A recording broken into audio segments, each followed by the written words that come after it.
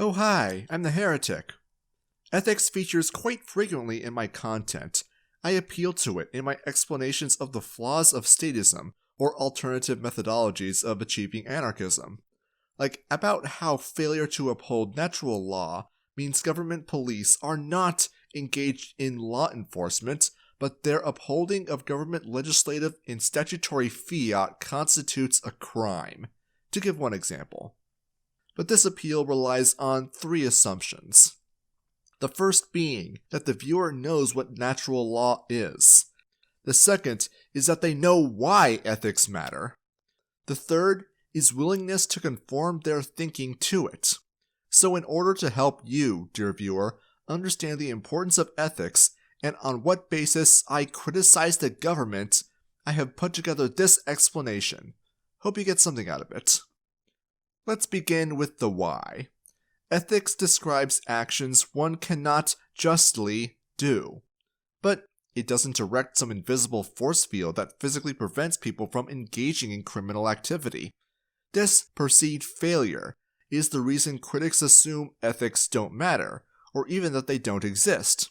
At best, they'll argue that they're just some rules people follow because they all agreed to it, as though ethics were just another form of social contract.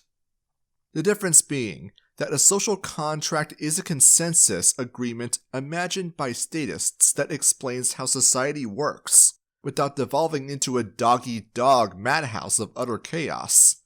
Ethics, however, are truth claims about social interaction useful in conflict resolution. For any number of reasons you can think of, people will have conflicting and mutually exclusive claims to things like property and personal liberty, resolved by a third party if they can't resolve it among themselves. So what do? How do we achieve this? Well, the first option is to have a complete harmony of interests. This is what collectivist philosophies like Marxism or nationalism seek to do. Absorb everyone into a singular collective identity, such that members of the collective would have fewer conflicts. The goal being everyone in society having one common and identical set of interests. After all, if everyone had the same interest, surely there would be no conflict. If the population of the whole world were subsumed, then the theory goes that conflict could be reduced to zero. However, this radical egalitarianism assumes everyone, literally everyone, prefers to think and act exactly alike. Well, I don't, so bam, debunked. But let's go a bit deeper. People's individual preferences will conflict with those dictated by a collective at some point. How does collectivism resolve these? What rights do individuals have to protect themselves against a predatory collective, or are collectives incapable of committing crimes? How can one know who's in the right under a collectivist framework? But that said, forget about collective versus individual conflict. Individual versus individual conflict within the collective can only be resolved by appealing to the collective, in whose interests is more closely aligned with the collective. However, collectivism gives no explanation about why the collective ought to be obeyed and why everyone's interests should be aligned with the collective's aside from appealing to the collective itself. This is very much a because I said so kind of argument, so a different method of conflict resolution is needed. Collectivism is ill-equipped to handle this and leads us back right to where we started. The fact that a collectivist philosophy even exists is proof that a harmony of interests is a desired end goal and not the status quo. So, a different method of conflict resolution is needed. Another alternative is having it be a physical contest. Might makes right, as it were. It sounds badass, don't get me wrong, but as a method of conflict resolution, it fails to identify any truths or observations independent of one's own physical prowess. The power of the strongman who imposes this set of rules upon society. Would it create social cohesion? Sure. Being the most powerful guy in the room can get a lot of people to agree with you. Trouble is, a 15 million man army can't alter how gravity affects you. A tank column can't make your recollection of your next dentist appointment any more accurate, and factual questions of right and wrong do not change if one has 1 billion nukes, one nuke, or none at all. Proficiency with a longsword, the ability to shoot planet-destroying super lasers out of your ear, doesn't change the relationship between the victim and their perpetrator. Rape is still rape. Murder is still murder. The justification of any act, including rape, theft, and murder, under might makes right, requires only the proof of physical prowess of its perpetrator to determine right and wrong. Trouble is that this makes any ruling arbitrary, depending on who holds power at any given moment. Not only as the levers of power change hands, but the current occupant is also subject to things like mood swings, blackmail, propaganda, or simple persuasion to alter the rules on a whim. Without a logical or consistent basis, using contests of physical might is just conflict resolution operating under the because I said so principle. The best one can hope for is good intentions, but as a claim of victimhood as a result of rape has as much validity as the rapist claiming victimhood from the girl resisting his attempts to rape her. Any justice that does result from this adjudication is accidental, rather than an argument in favor of might makes right. It does little, if anything, to reconcile the differences created in conflict, make no distinction between victim and perpetrator, and often arbitrarily dictates what actions are considered to be crimes even if no victim is created.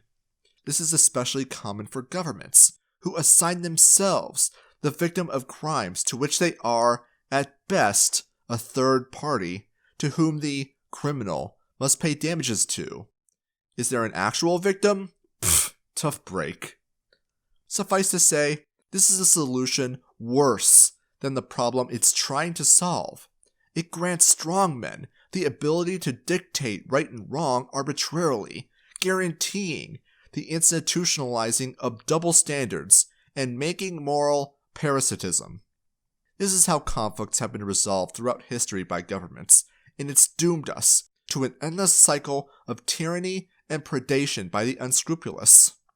When ethics are determined by strongmen, or legislators rather than natural law, rules seem unknowable to all but a chosen elite, who are all too happy to tell their services in navigating the Byzantine nightmare labyrinth of their own creation. Thus, they artificially create demand for their own existence, as gatekeepers to law and order. Their price? Well, your freedom and your property, of course, whether you like it or not. Philosophers like Plato understood this. To him, reality was an imperfect reflection of the truth, which was hidden away in the world of the forms. For example, we only know how to describe this thing as a chair because we recall the perfect form of chair from when we ourselves were in the world of forms before our birth. We intuitively recognize a chair as a pale imitation of the perfect form of chair. Thus, we assign it that label. All truth and all knowledge is universal and objective, but only knowable in the magical world of forms. These truths are obscured to us in our material imperfect world. The trouble is that the world of forms is extremely difficult to access, requiring decades of philosophical learning to even glimpse. And if this barrier is breached, any information about it cannot be conveyed to those who do not have access to the world of forms. Now, any rational person would recognize right away that Plato was talking out of his ass about a hypothesis that couldn't be proven and that was outside the realm of the scientific. Nevertheless, the Republic he would describe in his eponymous The Republic would have been ruled over by the philosopher kings. To Plato, only they were enlightened enough to access the world of forms. Therefore, the truth was knowable only to them. And since others were incapable of accessing the world of forms and thus had no way to experience the truth themselves, common people were judged to be incompetent to govern their own lives. They needed to be corralled, controlled, their activities restricted, and lied to whenever it suits the agenda of the ruling elite, who Plato promises will only act in the interest of truth and not their own personal agendas. But the basic idea is this: the knowledge of truth, so long as it's unknowable for the general population, necessitates arbitration by a coercive monopoly. Oh, but Plato is one guy, what does he know? Everything I have said and done is these last years is relativism by intuition. From the fact that all ideologies are of equal value, that all ideologies are mere fictions, the modern relativist infers that everybody has the right to create for himself his own ideology and to attempt to enforce it with all the energy to which he is capable. If relativism signifies contempt for fixed categories and men who claim to be the bearers of an objective immoral truth, then there is nothing more relativistic than fascism. Benito Mussolini.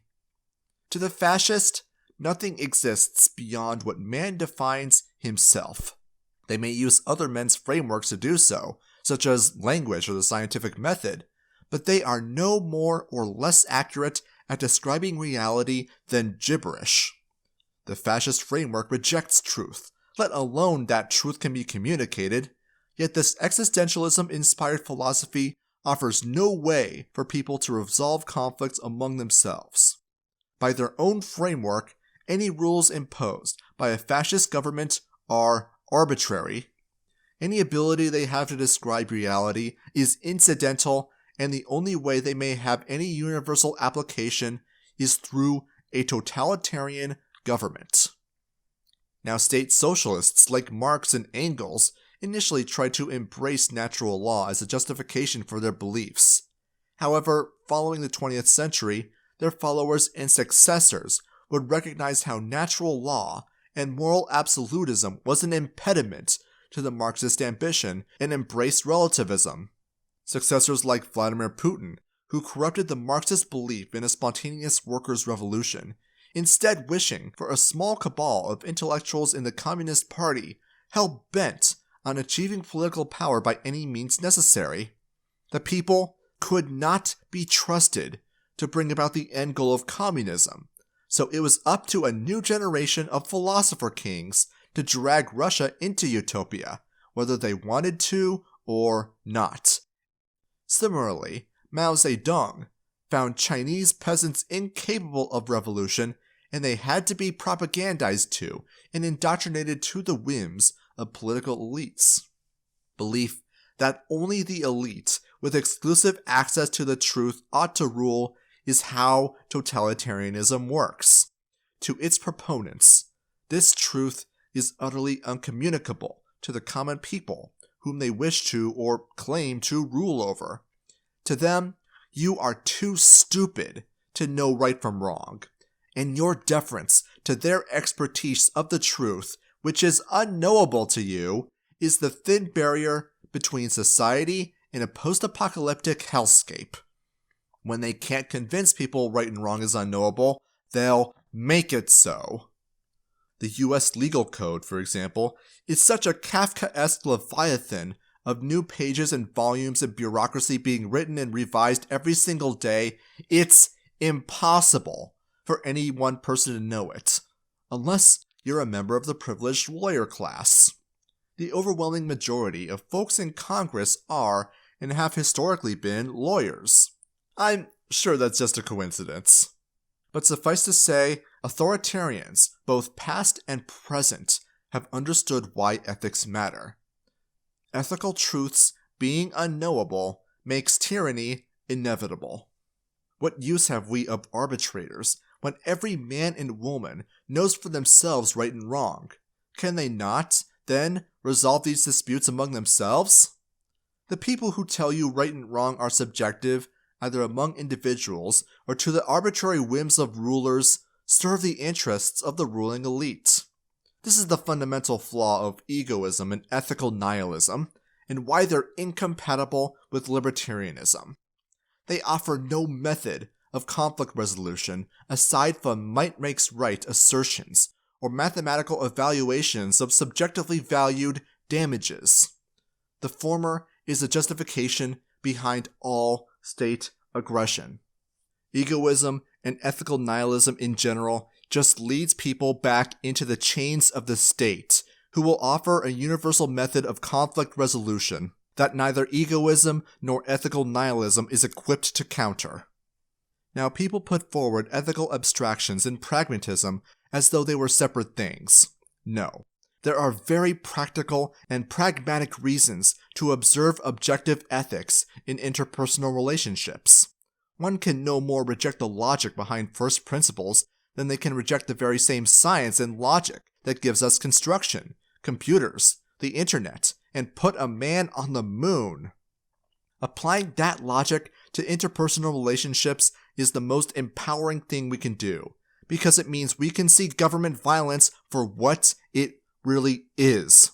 It means we can provide for ourselves an alternative to government justice. It's how we know wrong is wrong, and how we can arbitrate our own disputes. It's how we can be free. Now, ethics are not complex. They're actually very simple. A deontological set of descriptive observations, understandable through reason alone, and conveyed through a set of logical proofs anyone can understand. Now, all deontological means is that they exist independent of understanding or interpretation. Mathematics, for example, are also deontological. 2 + 2 = 4, not because we all agree it does, but because it describes reality consistently. Now, some people make the mistake of believing that ethics are normative, meaning a set of standards to compare against. This raises a whole bunch of questions about where these standards came from, or why we ought to. Calling ethics normative, however, tells us nothing about what they are, or their accuracy in describing reality, and adds nothing to the discussion. One might as well call mathematics or the laws of physics normative. Trouble is, if you disobey the laws of physics, you're probably going to get hurt, your machine's probably not going to work. If you disobey objective ethics, typically you're just creating more damage than was otherwise necessary. Now, ethics might sound intimidating, the kind of thing only ancient philosophers with big dick energy have any hope of understanding. Well, who gave you that idea, and who benefits from you thinking that way? I'll let you puzzle that one out, but I can tell you one thing. It's definitely not someone with your best interests at heart. Now that we have the why, let's explain the rules. Ethics are a set of descriptive observations outlining just and unjust reactions between persons as a matter of resolving conflicts. Sure, it doesn't necessarily prevent criminal behavior, but it's how we know the behavior is criminal in the first place. Now, these descriptive observations, or axioms, must be truth statements. Though traditionally meant to identify the starting point of one's own argumentation, if the axiom itself cannot stand up to scrutiny, then it fails as an axiom. In order to evaluate the veracity of an axiom, we need to use the first principles of science, logic, and reason. Take, for example, the rule, one must wear blue underwear that is red on Friday. Using logic, we can evaluate how true this is and whether or not it qualifies as an axiom. Someone who is ethical would have to be wearing blue underwear that is red on that day. As such, someone who is wearing a different hue of underwear on Friday, or isn't wearing any underwear at all, or is wearing underwear, including blue ones that are also red on any day other than Friday, is acting unethically. However, one cannot wear blue underwear that is red. One can wear underwear with red and blue coloration, or wear red and blue underwear as two items worn simultaneously, but since the article of the axiom is identified as having contradictory properties, namely simultaneously possessing the single hues of red and blue, it's necessarily impossible. Since being ethical under this axiom is impossible, it must be invalid. This is known as the principle of non-contradiction. A cannot be both A and B simultaneously, since A and B are mutually exclusive. An argument can't invalidate or contradict itself, or otherwise have contradictory properties. For example, describing an object as round and flat like an obelisk. Anyone looking at an obelisk would tell you it's neither round nor flat. But let's simplify the axiom. Assume it said, one must wear blue underwear on Friday, so it no longer contradicts itself. However, the axiom is still invalid. On any day other than Friday, it is impossible to be in compliance with this axiom, with no explanation for what makes identical behavior unethical on Thursday at 11:59 p.m. and ethical 1 minute later. This is the consistency principle. A is A, and if A and B are a true binary, all that is needed to prove A is to prove B false. So any axiom, to be true, needs to observe the consistency principle, which moves us into burden of proof. When two parties have a dispute, it is because one person is doing something to another that the other objects to. Any system of conflict resolution needs to identify who is in the wrong in order for a dispute to be resolved, and the need for restitution established. Who needs to justify their actions? Is it the active party or the passive party? Well, let's go back to our example axiom. In order for it to comply with the first two rules, the axiom now is, one must wear blue underwear. Party A, in a dispute, would cite Party B as not wearing the correct color of underwear. Therefore, A is entitled to compensation. In this case, wearing a certain color underwear is passive. Party B, therefore, has to prove the non-existence of their action. They're being asked to prove a negative, which, if you're not aware, means they must prove the exclusion or non-existence of something, such as proving unicorns don't exist by observing a unicorn not existing. You can't do it. Proving a negative is impossible. As such, the passive position in a dispute is impossible to justify. Since it's impossible to be ethical under this framework, it's invalid. This also invalidates the argument that the burden of proof is on both the passive and active side, since one half of their equation is immediately invalid. So whether or not the active or the passive side needs to justify their actions is a true binary. Under the consistency principle, the burden of proof is on the active party, making the active claim. Someone who claims unicorns are real needs to prove their claim. Now, just because they need to provide proof doesn't mean the active side is always wrong. Of course not. Just that they need to prove their point.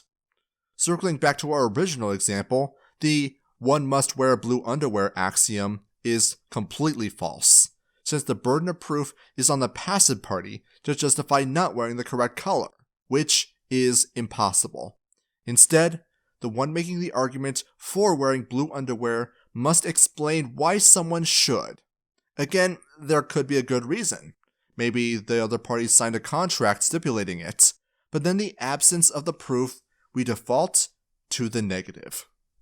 Now let's shift gears into self-ownership. You own yourself.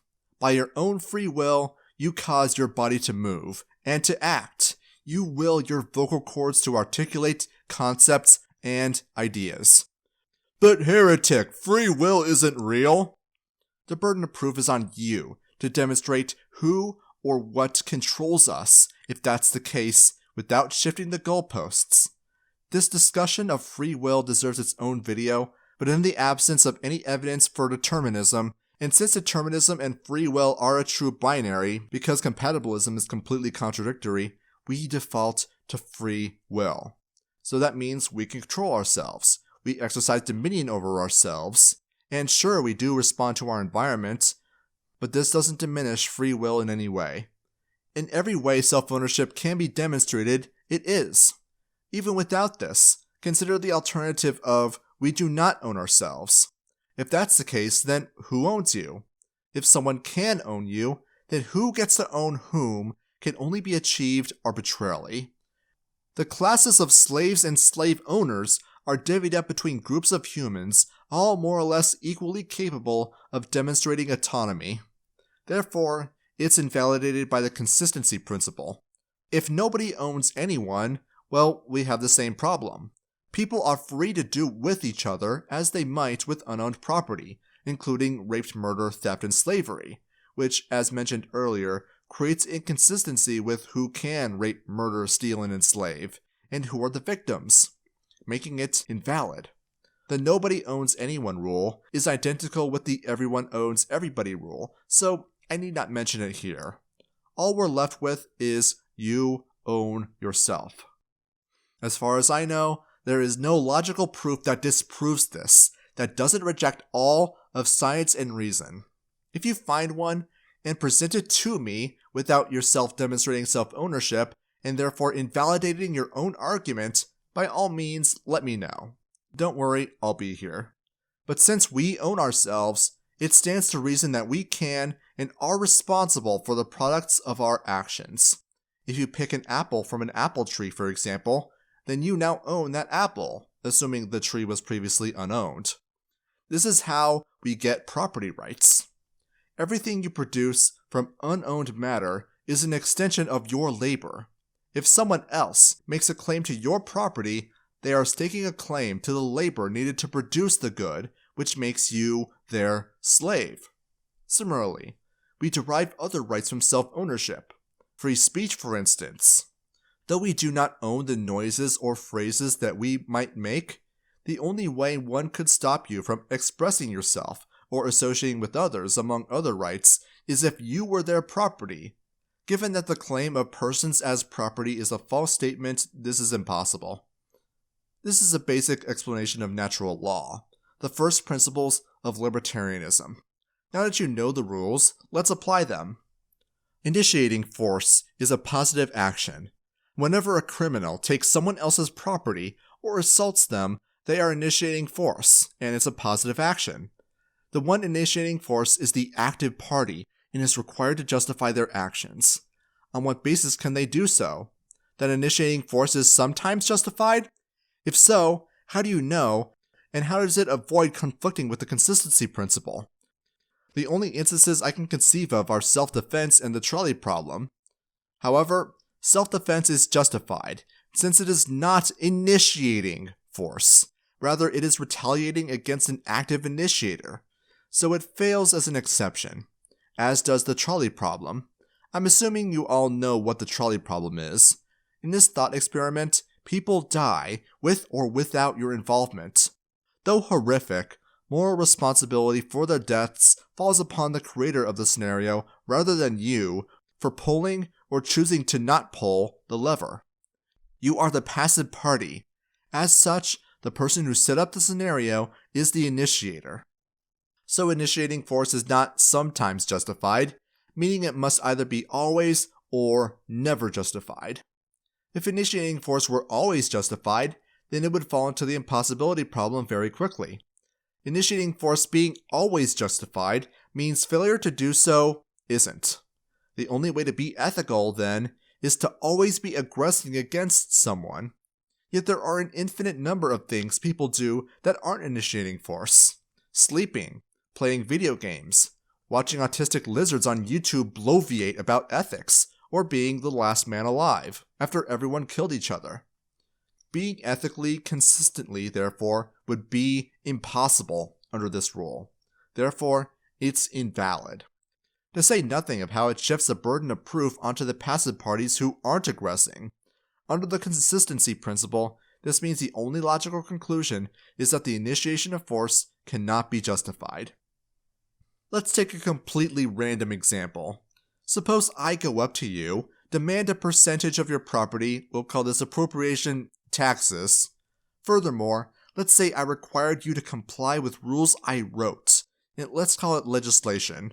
Or I will have hired thugs called, police, lock you in a cage. Something silly that no sane person would ever support unironically. Anyways, in order to do so, my claim to the labor needed for you to acquire that percentage of your property must supersede your own, which violates your self-ownership. As would the requirements, you comply with my arbitrary rules, as well as your being forced to associate with my police force. The burden of proof is on me to justify this, and failing to do so, I cannot legitimately do these things to you. Now you can, of course, consent to give or trade your property to me, or to agree to my rules, but in the absence of this consent, I can only make these claims if you were my slave. None of this changes because I call myself a government. It doesn't change because a certain number of people disagree or because they voted that this be the case. Ethics exist independent of our willingness to defend them. My interest to subjugate you and your unwillingness to voluntarily comply conflict, and because of these observations we call ethics, you can prove that you are a victim of my actions and are thus entitled to be compensated for the damages I have inflicted upon you, by me. This is how we resolve conflicts. The burden of proof is on the party making the active claim to demonstrate their accusation. If victimhood can be established beyond the shadow of a doubt, then criminality is likewise, and the criminal should compensate their victim. On a similar vein, this has many implications for how justice would work in a voluntary society. If people understood first principles, not all but generally, what need would there be for private courts? Their business model relies on people paying them to mediate their disputes, and while they would be incentivized to be as fair as possible, it would simply be more efficient and more cost-effective to simply cut out the middleman of justice entirely. You know, like how we resolve 99% of conflicts in today's society. Just not to say that private courts or arbitration firms are unethical per se, just that cost saving and efficiency creates an incentive to learn ethics that makes these arbitrary firms unnecessary. Objective ethics liberates us from reliance on third-party arbitrators to resolve disputes. Far from being a negative, restricting force, ethics are the most empowering idea in existence, because it means we can be free. Questions, comments, critique? Did you learn anything about ethics? I realized while writing this was kind of being a remake of my Libertarian First Principles video. This wasn't my original intention, but yeah, that's fine. Leave a comment below. Support me on Patreon. Like, share, and subscribe to become a heretic today.